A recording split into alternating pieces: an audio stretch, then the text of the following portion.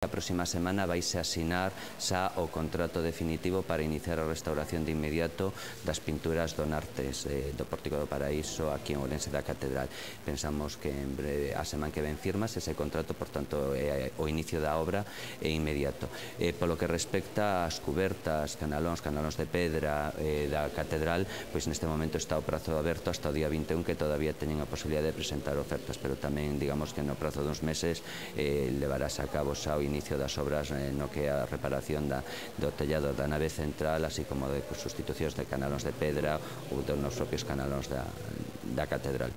El conselleiro hacía estas declaraciones durante su visita a Ourense para comprobar el resultado de las obras de restauración del Salón Noble del Liceo. Un dos centros culturais da vida de Ourense, da provincia, foi motor durante máis dun século e medio do que a cultura este a casa dos grandes intelectuais e creativos, non só da cidade, senón de toda a provincia de Galicia, e, por tanto, creo que tiñamos un compromiso adquirido para poder volver a devolverlle ese esplendor, en canto que o recinto é un compromiso co patrimonio tamén ourensán.